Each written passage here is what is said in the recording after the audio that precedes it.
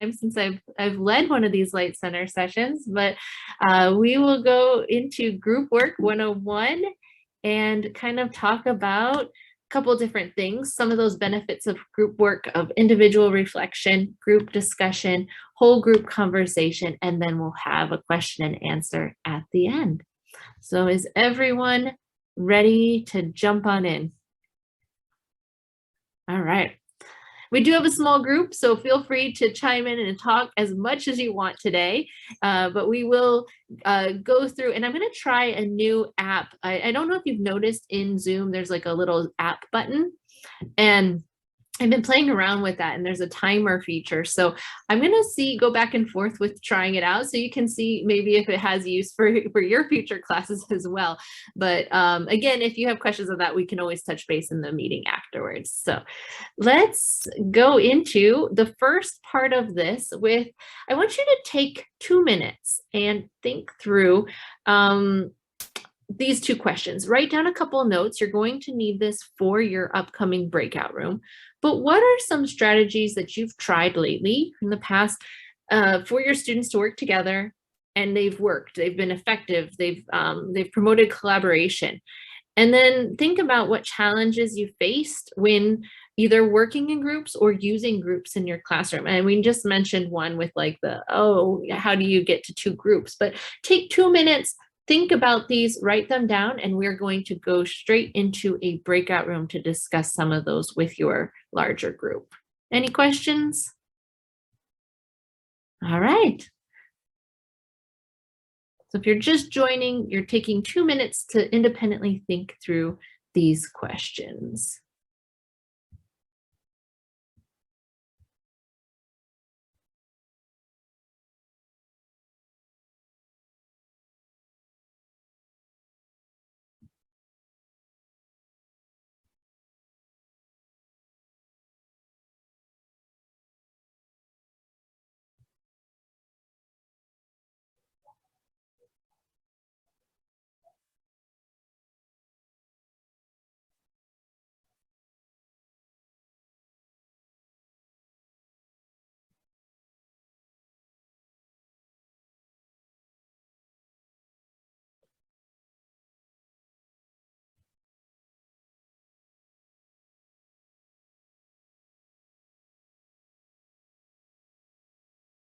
All right, I am going to open the rooms and go ahead, and you're going to share your notes, your tips, some of your ideas that have worked well for you, or what you've learned from the things that didn't work well in your breakout rooms.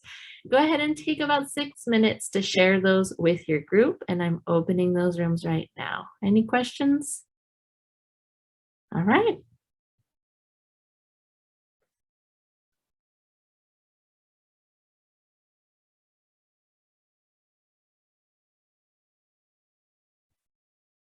Hello, Dr. Goodstone. Hi, I just joined. That's why you don't have me. No worries. So did you get to see the prompt of what we were talking about? No, I just came on. No worries. So what we're doing is we had 2 minutes to think about some strategies that you've used for students to work together and collaborate. What has worked? And then what challenges have you faced when working in groups in the past? And maybe what have you learned from those experiences? It can be online. We're targeting online instruction right now, obviously, but it could be any kind of group work, and what are some of the challenges with that? Okay. All right, so I'm going to add you into a group real quick, and we'll see you in about 6 minutes. All right, thank you. I like your hair. It's different. It's Halloween here on campus, so I sprayed it with some. It's light. Yeah. It's a light color. I think it's pretty. Oh, thank you. All right, I'm going to move you to that room.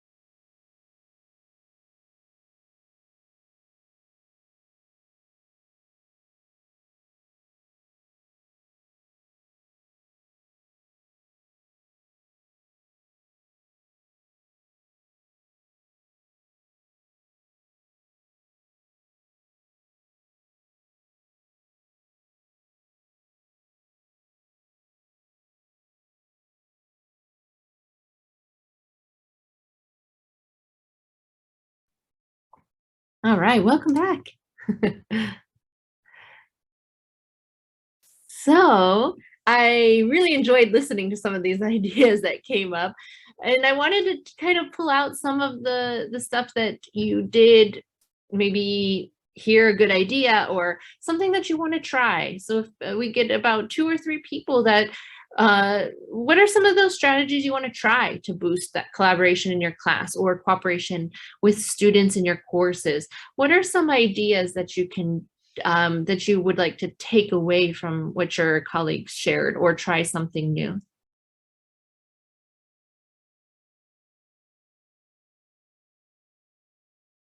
Anyone? I am gonna try more of getting into the breakout rooms and checking out what the students are talking about, because I don't think I do that enough, and so I don't have a good sense of how long to give them for each breakout room. So I think that's something I'm gonna try. That's a good idea. Also, one kind of trick with that is depending on what they're doing in the breakout room, if they're working on a shared document or making slides or something and you use Google, you can kind of keep an eye on them from behind the scenes with those shared docs that either you set up for them or they add you to. So you can see if they're slowing down or getting to a certain point, and then it's not as intrusive of as going in and kind of asking it specifically, but something like that could always help. Oh, you're on mute. Thank you. Yes, I think that'd be great. Something else? Less instructor talk, more student talk. And even if we know it, it's always hard to get away from that, right? And one more idea. Well, I talked about the fact that I upload in the week. In other words, so if we're having our meeting in week 4, I'll upload in there the topic and what it is we're talking about. So if the students forget it or they don't really have any record of it, they can find it right there in Gap. So they can see it before if I want to do it that way, or during the class if they forget, and usually give them different kinds of topics that can build on each other. Not everybody's working on the same topic ever. The topics are different. That's a good idea too, just to have that variety. So when you come back, that conversation is more than just that one topic, right? Right.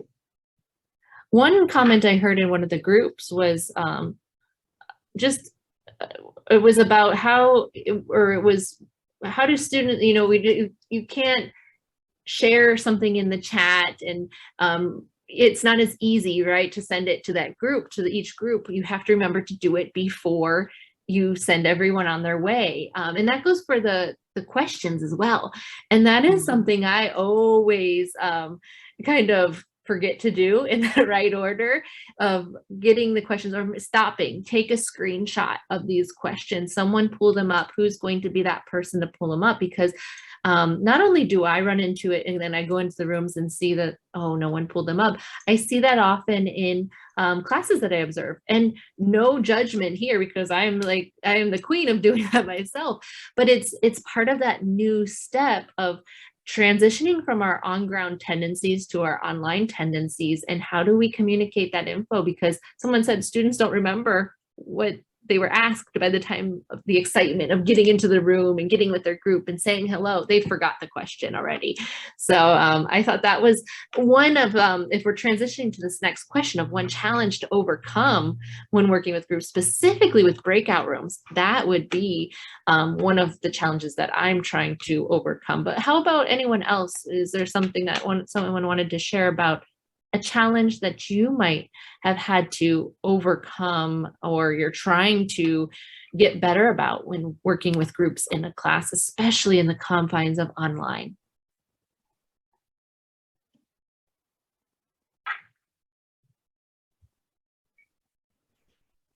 I was talking about how the biggest challenge to groups in my classes has been just the lack of preparation that students come in with.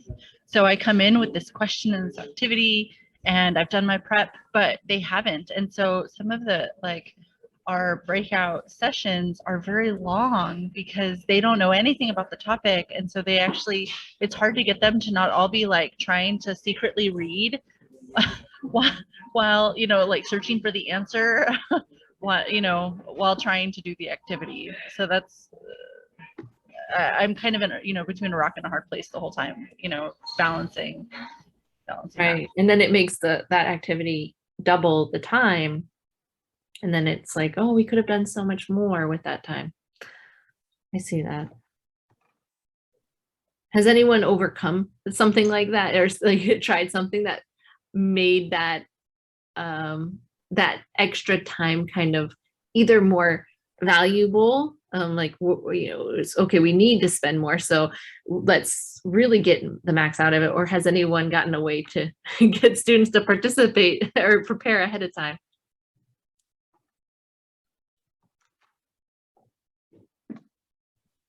Well, just for the undergraduate students, and I think Professor Sorensen will agree with me. I think if we were able to get back to them doing those sheets that they did, brought them to class and got credit for participation, that might help make the conversations better during the sessions.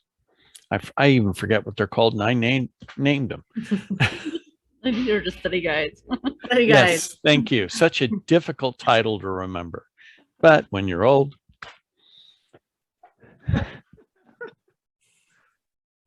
Other ideas?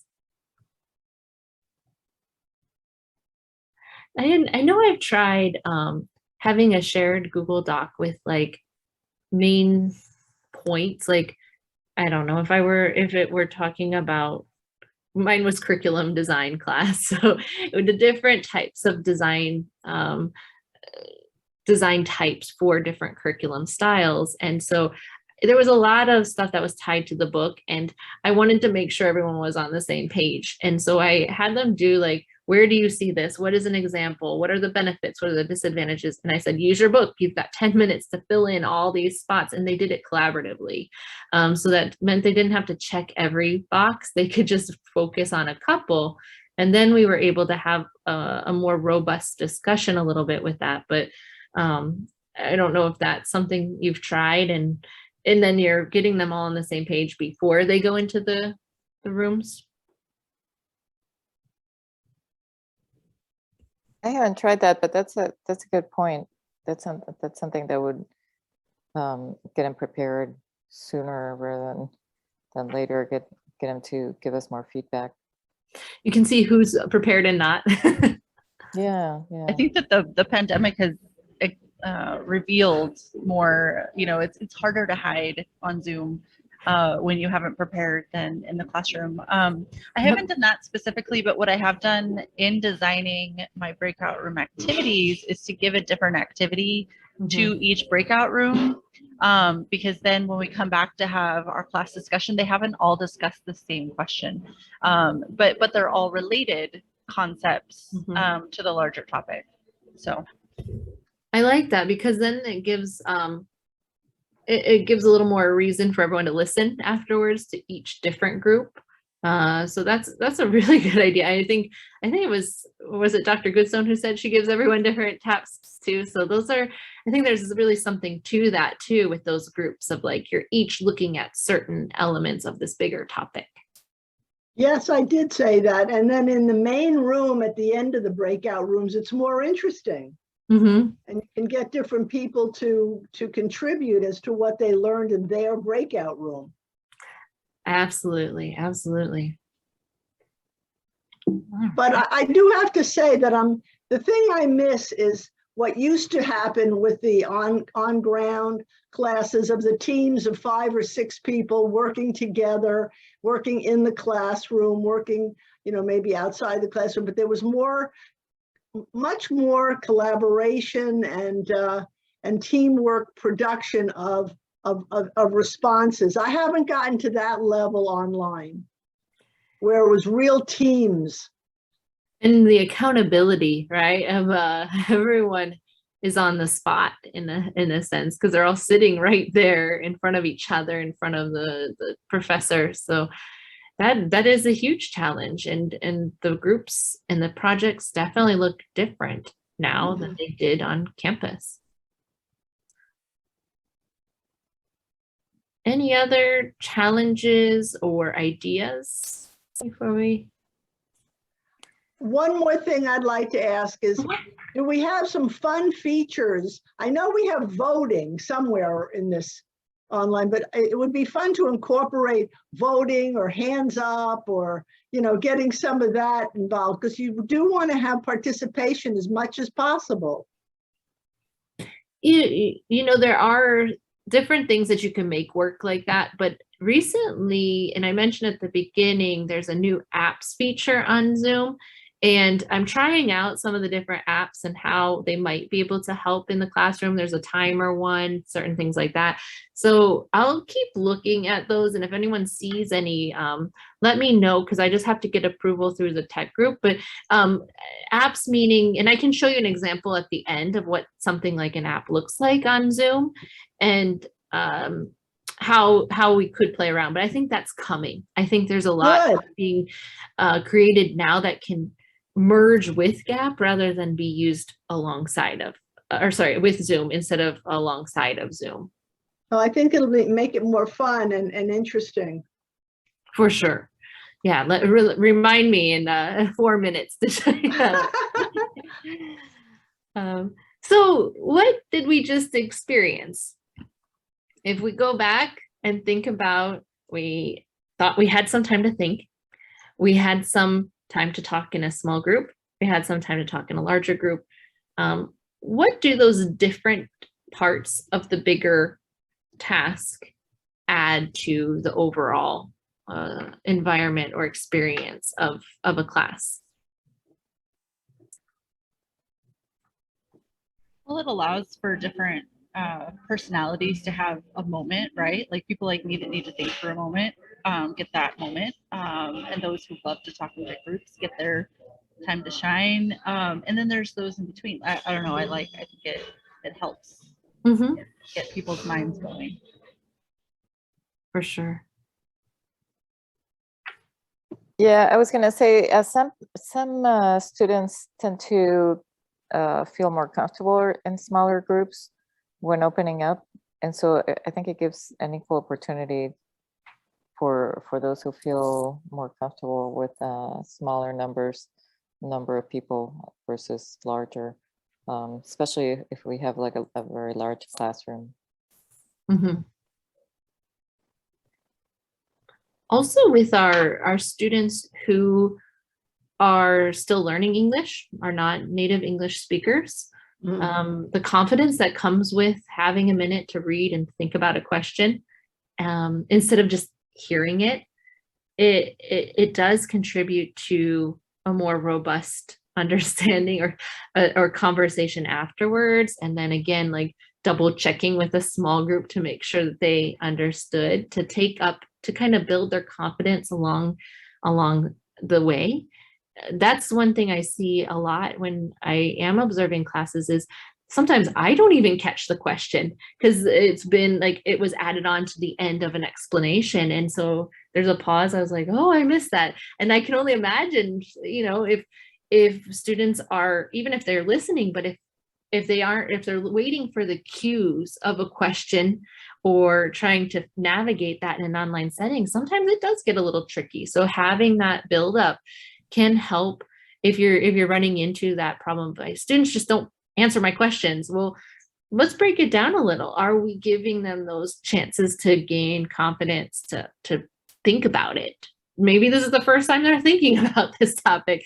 Are we giving them a chance to form their own opinion? So this type of buildup is that think, pair, share. So you're giving them a minute to think, you're putting them together, whether it's groups of 2, 3, small groups, and then coming back and sharing what they talked about in the group. And it's giving you chances to see their level of participation in those small groups and in the bigger group. And maybe they don't feel comfortable in the bigger group, but they were really talking a lot in that smaller group. So you're able to see them in that time, or maybe they're sending their responses through the chat, right? They don't know when to jump in, or so many people are talking, so they find it easier to write their idea through the chat. So we're seeing those different ways of groups talking, coming through, and providing that that chance for them to think through and answer. If I could, having subbed recently, what I did was, when I was getting ready to ask the question after talking, I said, okay, class, I'm going to be asking each of you different questions. I'm not going to repeat myself, so everyone listen up now. And then ask the questions, and everyone was prepared. Only one person needed to have me say it twice, which I moved on to the next person. But like you said, if it comes right after the end of an explanation, they are kind of listening. Mm-hmm. Embedding questions in your slides too also help remember to stop talking. At least they do for me. It's like, oh, stop talking, ask that question, don't go too far. And so it's kind of like a double purpose there. All right, so thinking about ways that students can work together, this is just one way. They can work together to solve a problem, to answer a question, to think through it, take the time to work through it together. And I've seen lots of faculty using this in a great way. Talking about experiences that students have lived, or especially in those graduate level classes where they are working and they're able to add a lot to the discussion. And we can take their experiences and really have them work together to think of maybe a solution for a bigger problem, or to answer a question with more response behind that. And then in our undergraduate classes, they might not have those same background experiences. So we're looking at forming them a little bit differently to have them give them the time to build up their own thoughts on the questions. Where do they stand on different topics? What do they know about it? And then kind of looking through it to help them gather and dive deeper into that idea or concept that they're learning. So again, thinking, reflecting, sharing ideas, and moving forward. So benefits, more student talk time. We want them to talk. We want them to participate. They can watch a video and they don't need to participate. There's no reason for them to come to a live class, especially those students that are attending at like 3 a.m. their time. They could have watched the video. The next one would be boosts engagement, student preparedness. Sometimes it doesn't happen. I'm fully aware of that, but the more they know they have to respond and participate, the more they do. I mean, all of us are the same way. We all know which meetings we can go in and kind of turn off our camera and read emails. We learn that very quickly. Students do the same. So when we expect a lot, and we are following that up with grading, with feedback and all of that, we can hopefully help them to become more prepared for our classes. It's easy to plan because you're getting them to do the hard work. You've planned, but you're getting them to answer, to go into depth with that and to think through things. And it does take up some time. So some helpful tips: select the right question for those breakout rooms for the depth that you want. The next one would be to use those breakout rooms and visit them. And then finally, what maybe is there a deliverable too that you can check on to make sure that they're staying on track, whether it's through Google so you can watch, or something they submit at the end. Thinking through all of this can really help create opportunities for teamwork and for effective teamwork online. Any questions?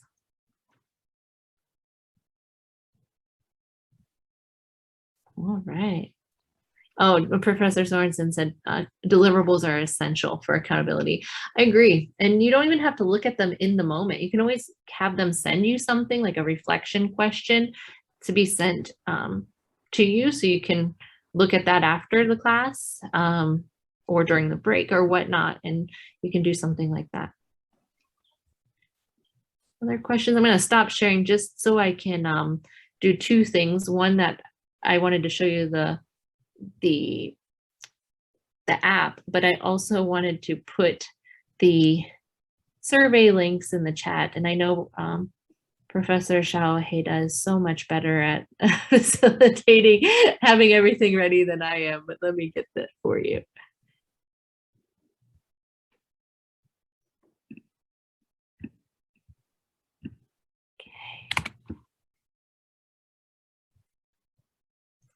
The links are in there.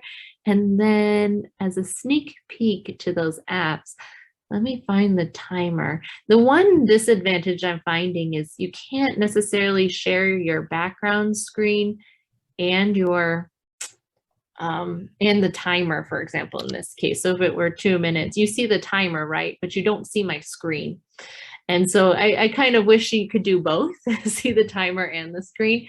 Maybe that's coming, but at least for any individual, like faculty purposes, it could be helpful to have that running in the background and something along those lines. But it doesn't necessarily help with sharing a presentation for students and then them being able to see the timer, but we're still looking. So if you see any cool Zoom apps, let me know and we can add those in. All right, questions, comments? Well, thank you. 30 minutes is very quick, but I wanted to thank you for coming. We're going to jump off and go to another link, which you can find in your Google Calendar if you wanted help on or questions answered on how to use Zoom breakout rooms, not ideas for teaching it, but the ins and outs of how you would set those up, move from room to room, or any other little logistical things. But thank you, and I hope you all have a good evening. Thank you. Goodbye. Yay, thanks. Thank you. Bye. Thank you. Bye.